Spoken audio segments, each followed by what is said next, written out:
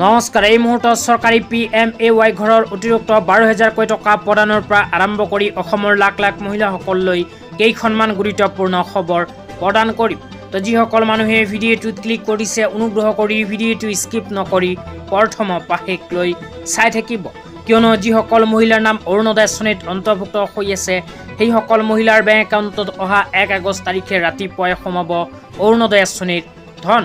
তো আপোনালোকৰ নাম যদি অৰুণোদয় আঁচনিত অন্তৰ্ভুক্ত হৈ আছে তেন্তে অনুগ্ৰহ কৰি ভিডিঅ'টো প্ৰথমৰ পৰা শেষলৈ চাই থাকিব।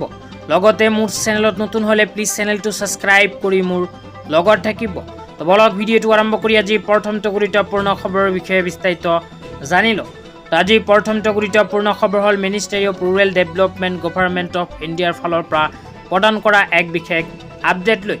তো ইয়াতে লিখা আছে, under the Pradhan Mantri Awas Yojana Gramin the beneficiary is provided with a unit assistance of 1.30 lakh for the construction of house in hilly state, eastern state and remote areas. Additionally 12,000 is also' provided for toilet. তাৰপিছত এনেকুৱা আৰু এক বিশেষ আপডেট প্ৰদান কৰিছে। তো ইয়াতে লিখা আছে, under PMAYG the unit assistance for hilly state in 1,30,000।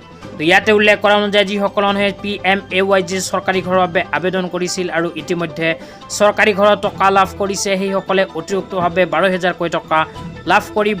তো আপোনালোকে যদি চৰকাৰী ঘৰৰ টকা লাভ কৰিছে তেন্তে অতিৰিক্তভাৱে 12,000 কোটি টকা আপোনাৰ বেংক একাউণ্টত সোমাই যাব, কিয়নো ভাৰত চৰকাৰে নতুনকৈ গ্ৰহণ কৰা সিদ্ধান্ত অনুযায়ী যিসকল মানুহে চৰকাৰী ঘৰ লাভ কৰিব সেইসকল মানুহক চৰকাৰী টয়লেট বনাবলৈ অতিৰিক্তভাৱে 12,000 কোটি টকা প্ৰদান কৰিব। তো আপোনালোকে যদি চৰকাৰী ঘৰৰ টকা লাভ কৰিছে তেন্তে এইটো ভিডিঅ'ৰ কমেণ্ট বক্সত কমেণ্ট কৰি জনাই দিব। তেতিয়া আপোনালোকক দিব ওলাইছোঁ আজি দ্বিতীয়টো খুবেই গুৰুত্বপূৰ্ণ খবৰ। আজি দ্বিতীয়টো গুৰুত্বপূৰ্ণ খবৰ হ'ল অসমৰ মাননীয় মুখ্যমন্ত্ৰী ডাঙৰীয়াই নতুনকৈ কৰা কেইখনমান গুৰুত্বপূৰ্ণ ঘোষণালৈ। তো ইয়াতে কি লিখা আছে পঢ়ি শুনাই দিছোঁ। তো আপোনালোকে মোবাইল স্ক্ৰীণত চাব পাৰিছে, এনেকুৱা এক বিশেষ আপডেট ইতিমধ্যে আমাৰ হাতত আহি পৰিছে। ইয়াতে লিখা আছে, বানপানীত মৃত্যু হোৱা লোকৰ পৰিয়ালক 4 লাখ টকাৰ এককালীন সাহায্য আৰু মুখ্যমন্ত্ৰী সাহায্য পুঁজিৰ পৰা অতিৰিক্ত 5 লাখ টকা প্ৰদান কৰা হ'ব। সৰ্বমুঠ 9 লাখ কোটি টকা যিসমূহ পৰিয়ালৰ কোনো সদস্যৰ মৃত্যু হৈছে সেইসমূহ পৰিয়ালে লাভ কৰিব। তাৰপিছত লিখা আছে, যদি কোনো ব্যক্তি এমাহ ধৰি সন্ধানহীন হৈ থাকে তেন্তে তেনে পৰিয়ালক 9 লাখ টকাৰ সাহায্য প্ৰদান কৰিব। বানপীড়িত 4খন জিলাত এই মাহৰ বাবে অৰুণোদয় আঁচনিৰ ধন 1,200 টকাৰ পৰা 2,500 টকালৈ বৃদ্ধি কৰা হৈছে। অসমৰ মাননীয় মুখ্যমন্ত্ৰী ডাঙৰীয়াই অৰুণোদয় আঁচনিলৈ কৰা ঘোষণা অনুযায়ী অসমৰ 4খন জিলাত অৰুণোদয় আঁচনিৰ জৰিয়তে 1,250 টকাৰ পৰিৱৰ্তে 2,500 কোটি টকা প্ৰদান কৰিব।